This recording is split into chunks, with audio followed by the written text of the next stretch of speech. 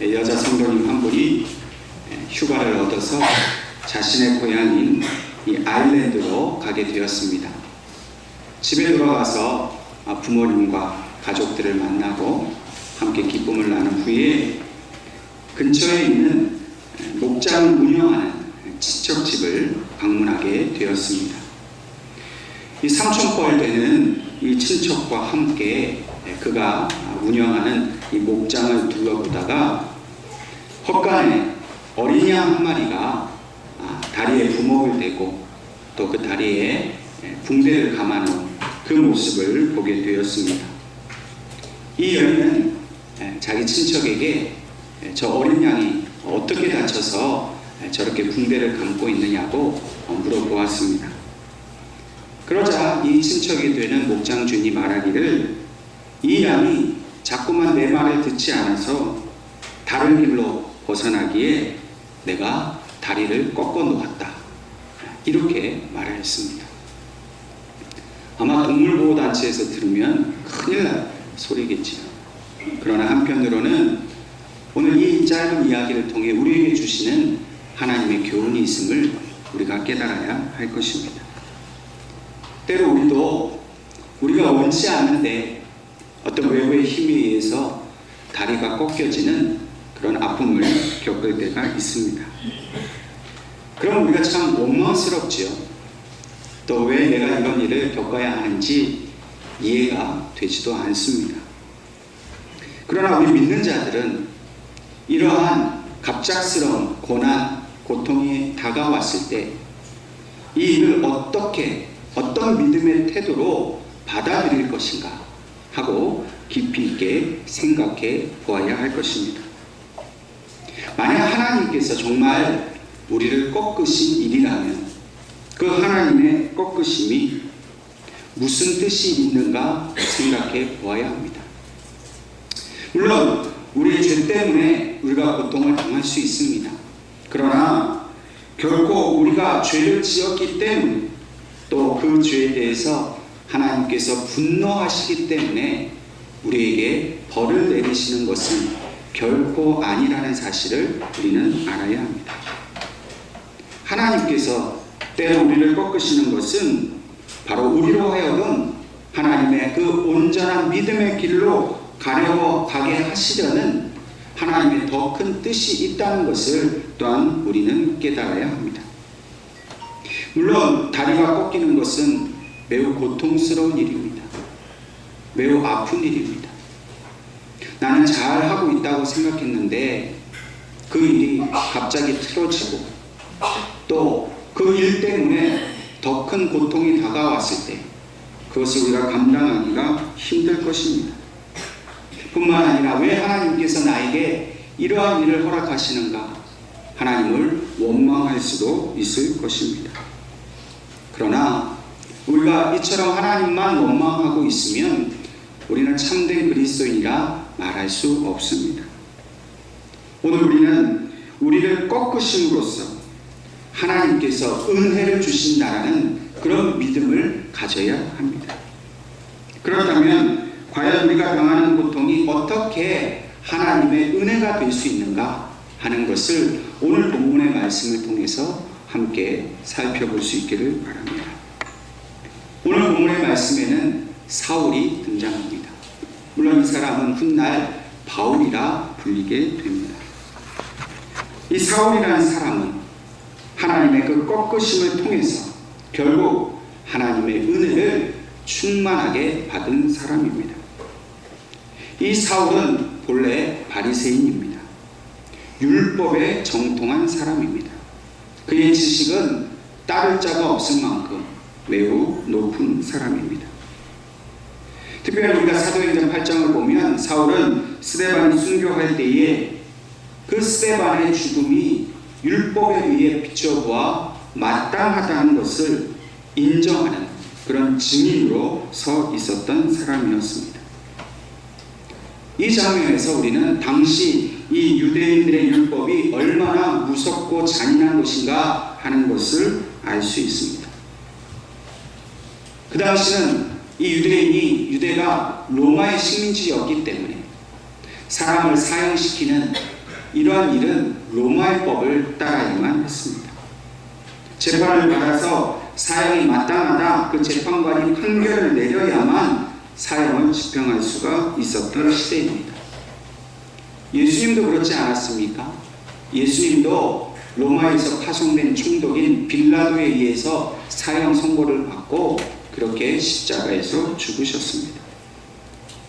그런데 이 스데반의 경우는 이러한 로마법에 의해서 재판을 받은 것도 아니고 또한 유대인의 법정에서 재판을 받은 것도 아니었습니다. 그가 서 있던 현장에서 바로 즉결 심판을 받았다는 것입니다. 그리고 이 즉결 심판의 재판관은 바로 사울이었습니다. 마땅히 따라야 하는 그 로마법도 또 그 재판도 거치지 않고 바로 사람을 죽이는 그것이 바로 율법이었습니다. 사울은 이렇게 자기 신념에 투철하여 살았던 사람입니다. 물론 긍정적 의미에서 말하는 것이 아닙니다. 자기 신념 또 자기 아집에 빠져서 결국 하나님이 하시는 일을 회방하고 사람들을 괴롭게 만든 사람이 바로 사울이라는 뜻입니다. 로마의 법보다도 자기 신념이 더 우위에 있었던 율법만을 추구하며 살았던 그런 사람입니다. 이러한 사울이 본문 1절 말씀을 보면 사울이 주의 제자들에 대하여 여전히 위협과 살기가 등등하였다라고 기록합니다. 사울은 모세 율법에 철저했기 때문에 이 제자들이 예수님의 제자들이 모세의 율법을 어겼다라는 그런 시각을 가지고 바라보면서 그들을 죽이고자 하는 그 마음이 항상 마음속에 머물러 있었다는 것입니다. 사울에게는 청년의 혈기가 있었습니다. 물과 불을 가리지 않는 그런 무서운 마음이 있었습니다. 다른 사람의 생각, 그 상황을 생각하지 않고 오직 내가 믿는 그 신념만 옳다라고 믿는 그런 사람이었습니다. 그리고 그 신념 때문에 스데반이 성령의 사람이었다는 것을 알아보지 못했습니다. 스데반이 성령에게 온전히 붙들림 받아서 하나님의 뜻을 행하는 사람인 것을 이 바리새인인 사울은 마땅히 알아보아야 했지만 그는 율법에 매여서 단지 이 스데반을 율법을 거스리는 죄인으로만 보았던 것입니다. 그래서 사울은 본문의 말씀을 보니 대제사장에 가서 어떤 공문을 받아듭니다. 이 공문은 체포영장으로 보입니다. 그가 이 체포영장을 받은 것은 당시 이 기득권 세력에게 인정받았기 때문입니다. 대제사장은 사울이 가서 행할 일을 알았기 때문에 그에게 정권을 부여했습니다. 그 정권을 가지고 다메섹에 있는 그리스도인들을 잡아서 예루살렘으로 끌고 오는 그 일을 그가 하려고 했던 것입니다.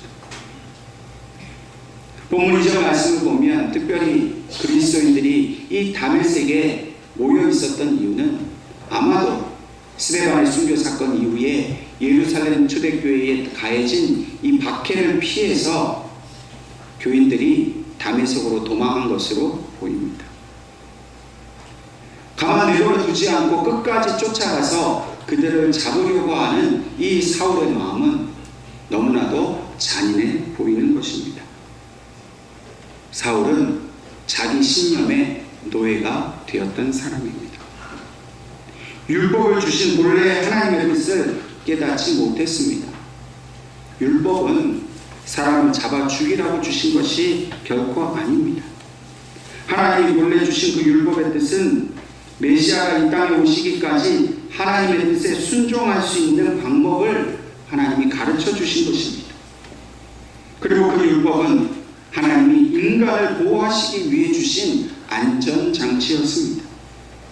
결코 주로 말미암아 하나님을 떠나지 않도록 하신 하나님의 사랑의 표현이었습니다. 결국 이 율법은 메시아가 이 땅에 오심으로써 그 율법의 시대는 마감이 되고 메시아를 통해 율법은 완성되는 것입니다. 결론적으로 이 율법은 오직 메시아가 오심을 준비하기 위해 주신 하나님의 거룩한 뜻이었습니다.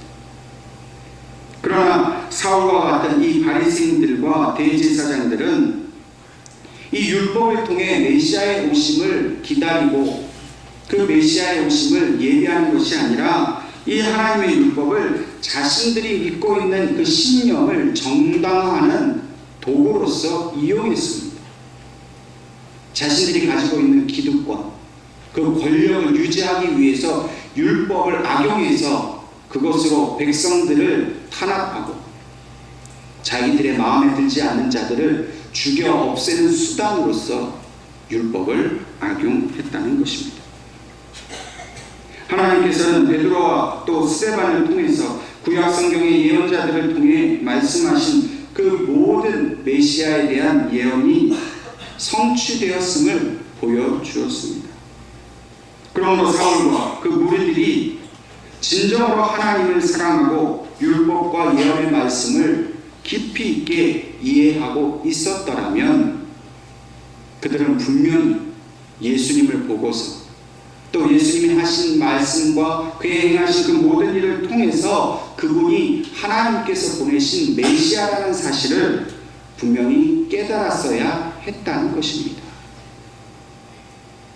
하나님의 말씀을 자기 뜻대로 잘못 이용하니까 하나님이 보내신 메시아를 오히려 죽이는 그런 죄를 저지르게 되었다는 것입니다. 결국 자신의 신념에만 매여 행동하는 이런 사울은 메시아를 이 땅에 보내신 하나님의 뜻을 거스르게 되었습니다. 하나님께서 주신 이 모세의 율법을 율법에는 정통했는지 모르지만 지식에는 뛰어났는지 모르지만 오히려 그 율법의 말씀 가운데에 살아계신 하나님을 모시고 살지 않았기 때문에 그들은 성령 충만한 하나님의 뜻으로 복음을 전하는 이 제자들의 참된 모습을 발견하지 못한 것입니다. 그들이 자기 신념에 매여 있었기 때문에 진짜 성령의 사람, 하나님의 사람인 스데반을 알아보지 못하고 또 그 스데반의 입술에서 나오는 하나님의 음성을 알아듣지 못하게 된 것입니다. 오늘 우리가 사울과 같은 모습으로 살아가고 있지 않은지 생각해 보아야 합니다. 나 자신의 신앙만 옳다라고 여기며 살아가고 있지는 않습니까? 그래서 다른 사람을 믿음으로 신앙적으로 정죄하고 또 판단하고 비판하는 그런 삶을 살아가고 있지는 않습니다. 하나님께서 본래 우리에게 이 성경 말씀을 주시고 믿음을 주신 것은 내 믿음, 내 신앙 가지고 다른 사람을 판단하라고 주신 것이 아닙니다. 진정한 그리스도인은 하나님의 말씀을 가지고 다른 사람을 판단하는 것이 아니라 나 자신을 판단합니다. 내가 진짜 이 말씀대로 살아가고 있는가? 내가 정말 하나님의 그 명령을 따라 순종하며 살아가고 있는가? 날마다 자신을 되돌아보는 사람이 진짜 그리스도인입니다. 사울과 같은 사람은 늘 교회를 비난해요. 비판하고 다른 사람 비판하고 자기만 옳기 때문에 자기 외에 다른 사람이 하는 모든 게 다 마땅치 않아서 그 사람들을 마음으로 정죄하는 것이지. 그러나 날마다 자기 자신을 되돌아보는 사람, 그 말씀대로 살아가지 못해 늘 하나님 앞에 죄스러운 마음을 가지고 살아가는 사람은 결국 성령께서 주시는 그 귀하고 복된 음성을 듣게 되는 것입니다. 성령의 음성을 듣고 그 말씀 속에서 하나님의 사랑을 깨닫는 사람은 결코 사울의 길을 가지 않습니다. 오히려 성령의 사람을 알아보고 또 그와 함께 하나님의 거룩한 뜻을 이루기 위해서 함께 동역하고 협력하는 사람입니다. 진짜 하나님의 말씀 가운데에 스스로를 되돌아보는 사람은 교회의 평화와 화평을 위해서, 하나님 나라를 위해서 진실되게 기도하고 교회에 충성되이 섬기는 사람입니다. 그러므로 오늘 사울과 같이 나만 옳다라는 그런 편협한 신앙을 우리가 버릴 수 있어야 합니다. 그리고 오직 성령께서 우리를 인도해 주시기로 그렇게 간절히 기도하시는 저와 여러분이 될 수 있기를 주님의 이름으로 축원합니다. 이렇게 자기 중심적인 신앙을 가지고 살았던 사울이 하나님 앞에서 완전히 깨어지는 사건이 오늘 본문 말씀에 나옵니다. 3절 말씀을 보면 사울이 다메섹에 거의 이르렀을 때에 갑자기 하늘에서 빛이 사울을 둘러 비춥니다. 그리고 4절 말씀에 사울아 사울아 내가 어찌하여 나를 박해하느냐 하는 음성이 들립니다. 그리고 5절 말씀에 주여 누구시니까 이르시되 나는 내가 박해하는 예수라 말씀하셨습니다. 사울은 예수님의 음성을 듣게 되었습니다. 그렇게 미워하고 그렇게 박해했던 예수님의 그 이름, 그 음성을 듣고 나서 자신의 모습을 발견하게 되었습니다. 여러분, 지금 바울의 자기의 모습은 뭡니까? 옳다라고 믿고 자기는 잘한다고 생각했는데 예수님의 음성 앞에서 서 있는 사울은 단지 하나님의 아들 예수를 박해하는 죄인에 지나지 않는 것입니다. 사울은 비로소 예수님의 음성을 듣고 자신이 누구인지를 깨닫게 되었습니다. 자기 중심적인 삶을 살아가는 사람이 진짜 자기 모습을 발견하게 되는 일은 너무나도 중요합니다. 자기 자신의 모습을 알지 못하고 자기 마음대로 사는 것만큼 불행한 일이 없어요.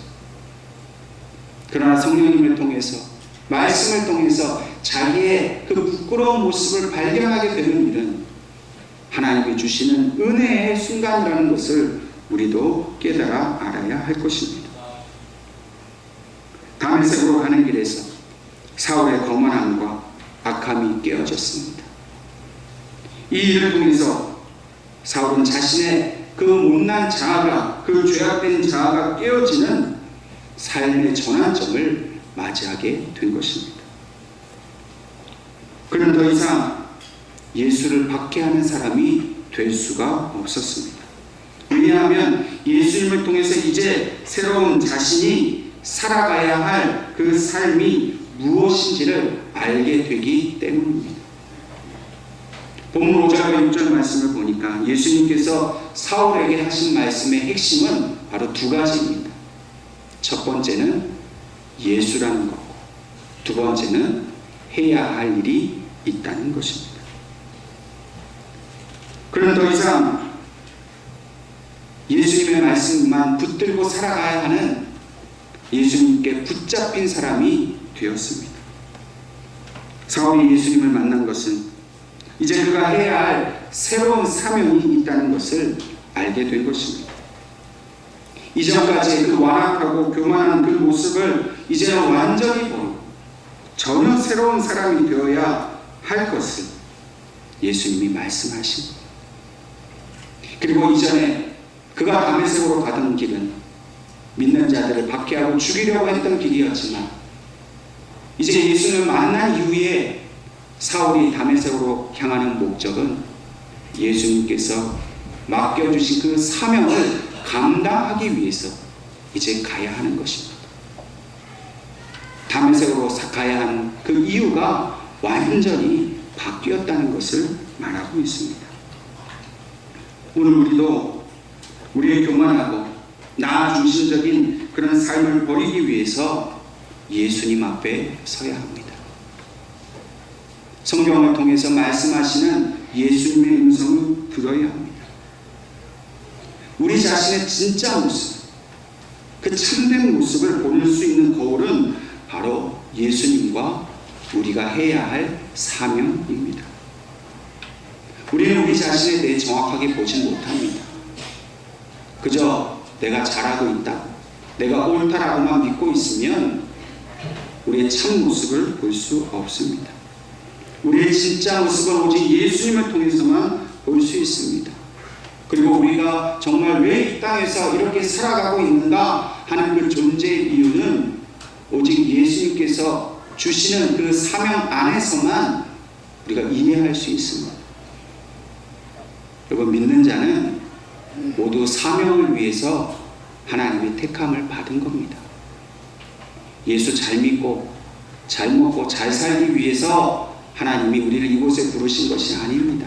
저와 여러분을 이곳에 부르신 것은 예수님이 누구인지, 내가 누구인지를 분명히 알게 하시고, 그것을 알았다면 이제 우리가 이 땅 위에서 우리의 남은 생애 동안 무엇을 하며 살아야 하는지를 분명히 알게 하시려고 저와 여러분을 오늘 이 자리로 부르신 줄로 믿으시기를 바랍니다. 그러므로 오늘 이후부터 저와 여러분은 나 중심적인 이 이기적인 삶을 버려야 합니다. 그리고 하나님 중심, 예수님 중심으로 살아야 합니다. 정말 예수님께서 나에게 무엇을 원하시는가, 그것을 깊이 묵상하고 기도하면서 그 사명을 발견해야 합니다. 우리는 예수님을 위해서 하나님께 택함을 받은 사람입니다. 우리는 하나님의 사명을 위해서 살도록 부르심을 받은 사람입니다. 그래서 그 부르심에 합당한 삶을 살아야만 우리는 진정으로 하나님께 복받은 사람이 될 수 있습니다.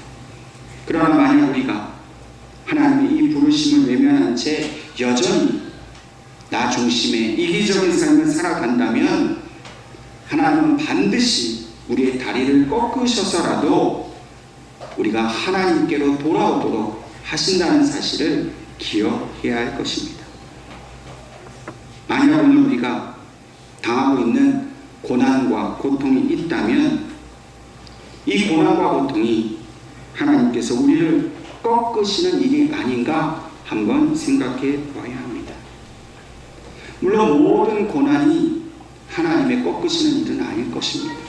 또 모든 고난이 우리의 죄 때문에 온 것은 아닐 것입니다. 우리가 고난당하는 이유는 여러 가지입니다.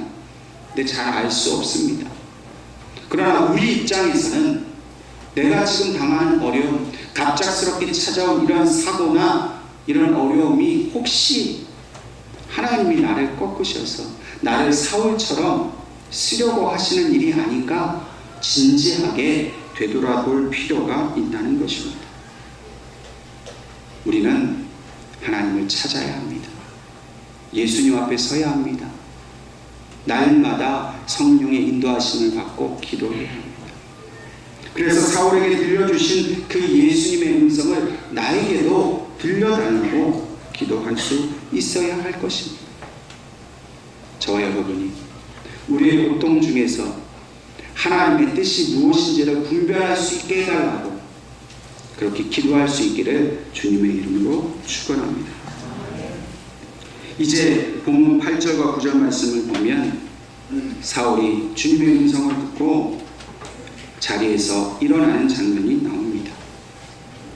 그러나 그가 눈을 떴지만 앞을 볼 수 없을 만큼 그의 눈이 어두워졌습니다. 눈이 먼 것입니다.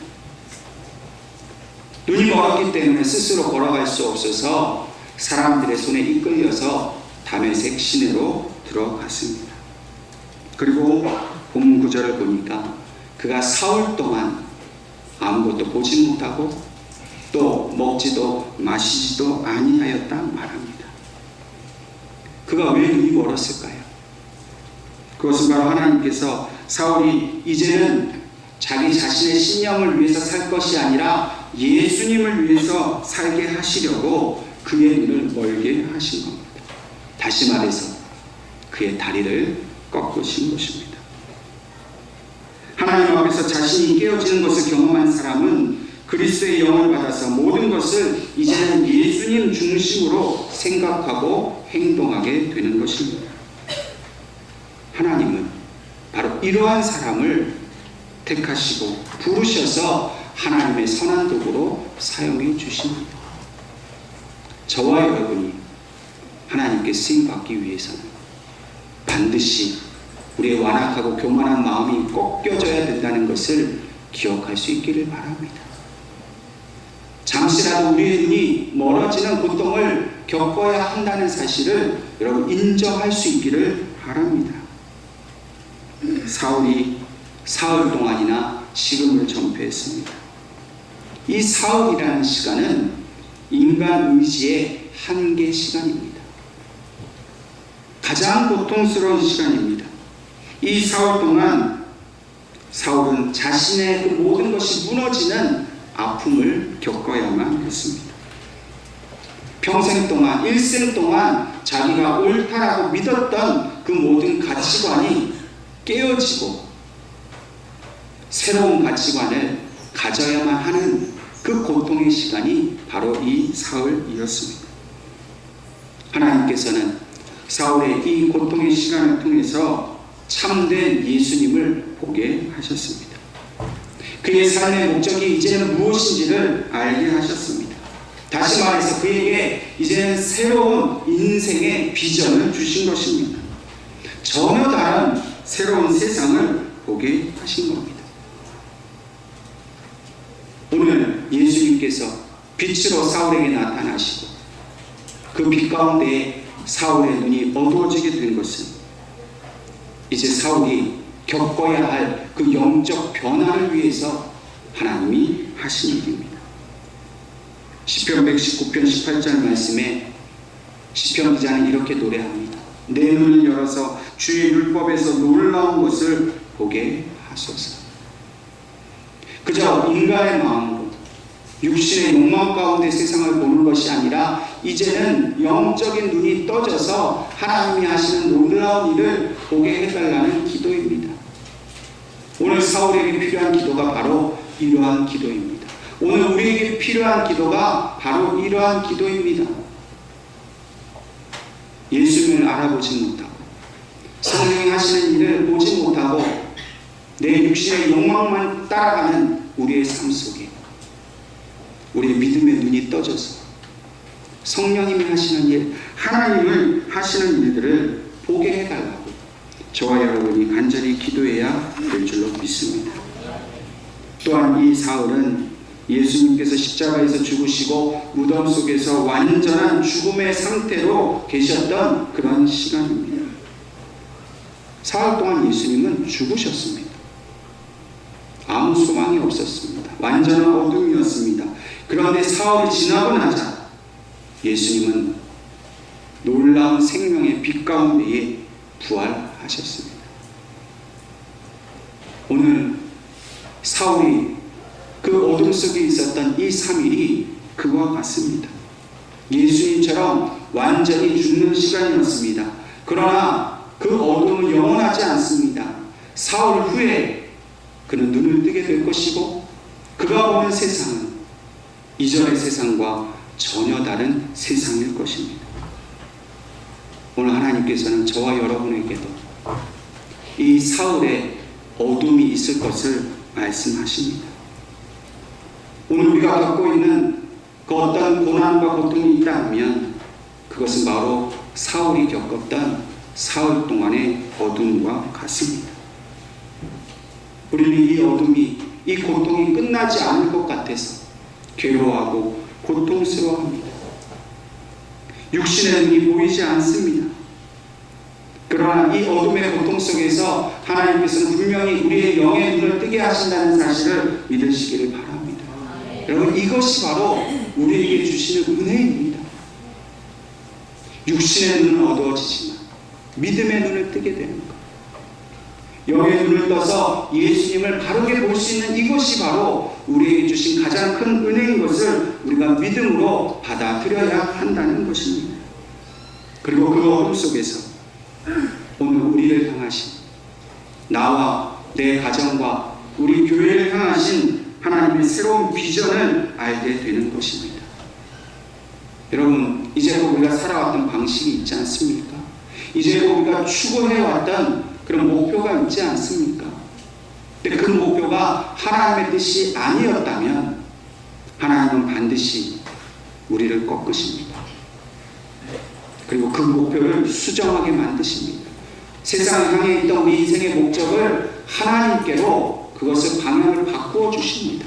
우리 예은교회에 이제껏 함께 해왔던 그런 교회의 방향이 이제는 바뀌어야 될 때가 왔다는 겁니다.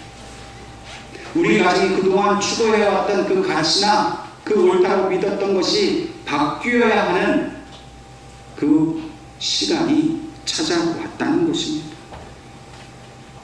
이제 더 이상 과거의 모습이 아닌 예수 안에서 새롭게 변화된 삶을 살게 하시려는 하나님의 뜻이 오늘 이 시간 우리 가운데 임하였음을 믿으시기를 바랍니다. 이 은혜를 결코 부정하지 마십시오. 여러분에게 찾아온 이 어둠의 시간을, 그 고난의 시간을 헛되게 보내지 마십시오. 감사히 받아들이시기 바랍니다. 육신의 어둠이 찾아왔을 때 나에게 새로운 비전을 주신다라는 이 믿음을 가지고 그 어둠 속에서 오직 예수님께만 소망을 두고 믿음으로 그 길을 걸어갈 때에 어둠은 거치고 영광의 새로운 날, 그 빛난 시간이 우리에게 찾아옴을 알고 믿음으로 날마다 정진하시는 여러분 되시기를 주님의 이름으로 축원합니다.